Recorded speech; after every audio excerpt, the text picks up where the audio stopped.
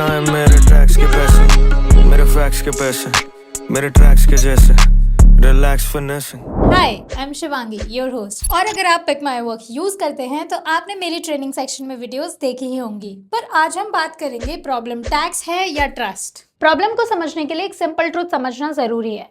Tax खुद issue नहीं होता, इशू होता है कि लोग उस टैक्स को कैसे फील करते हैं, और यही फीलिंग डिसाइड करती है कि टैक्स बर्डन लग रहा है या कंट्रीब्यूशन। कुछ लोग बोलते हैं प्रॉब्लम हाई टैक्सेस है, कुछ लोग बोलते हैं टैक्स इन्वेजन है, कुछ लोग बोलते हैं प्रॉब्लम लूप होल्स हैं, और सच ये है कि इनका सबका थोड़ा थोड़ा रोल हो सकता है। मिडिल क्लास का फ्रस्ट्रेशन अक्सर एक ही जगह से स्टार्ट होता है। टैक्स पे तो कर रहे हैं बट रिटर्न में कुछ मिलता नहीं। But why it feels personal.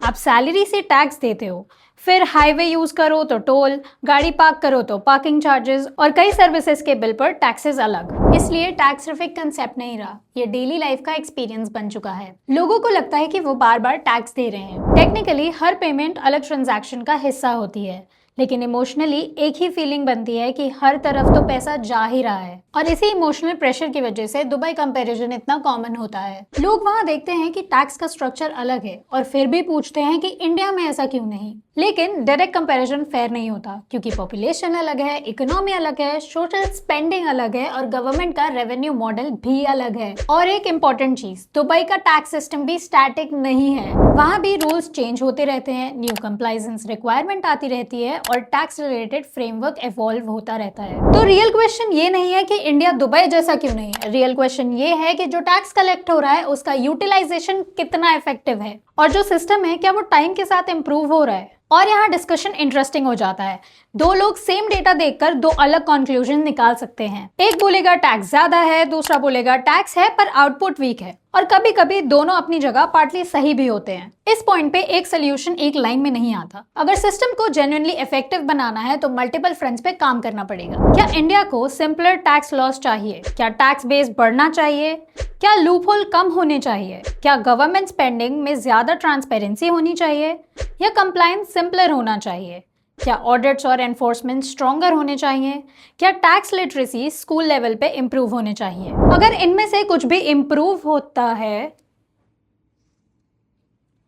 तो टैक्स पेयर का ट्रस्ट बढ़ता है। अगर ट्रस्ट बढ़ेगा तो रेजिस्टेंस कम होगी, रेजिस्टेंस कम होगी तो कंप्लायंस बेटर होंगे, और कंप्लायंस बेटर होंगे तो सिस्टम को चलाना इजी होगा। और सबसे इंपॉर्टेंट बात, प्रॉब्लम टैक्स नहीं है। हर मॉडर्न कंट्री टैक्स से ही चलती है। प्रॉब्लम ट्रस्ट है। लेकिन ट्रस्ट भी तभी आता है जब टैक्स का डिजाइन फेयर हो, टैक्स कलेक्शन ट्रांसपेरेंट हो, और टैक्स का यूज विजिबल हो। सिर्फ टैक्स कलेक्ट करना काफी नहीं होता, लोगों को पता होना चाहिए कि उनका पैसा कहाँ और कैसे यूज हो रहा है। इसलिए सवाल ये बन जाता है कि इंडिया को बेटर कलेक्शन चाहिए या बेटर आउटकम्स भी। जिस दिन टैक्स पेयर्स को लगेगा कि उनका पैसा एफिशिएंटली यूज हो रहा है, उस दिन टैक्स बर्डन नहीं कंट्रीब्यूशन लगेगा, as I said in the earlier video. और तब टैक्स एक पनिशमेंट की तरह नहीं, शेयर्ड रिस्पॉन्सिबिलिटी की तरह फील होगा। अब आप बताइए, आपके हिसाब से सबसे बड़ा इशू क्या है? High taxes, complicated laws, tax evasion, या यूटिलाइजेशन ऑफ टैक्स मनी? क्या आपको लगता है प्रॉब्लम का सोल्यूशन लॉज में है, इम्प्लीमेंटेशन में है, या दोनों में है?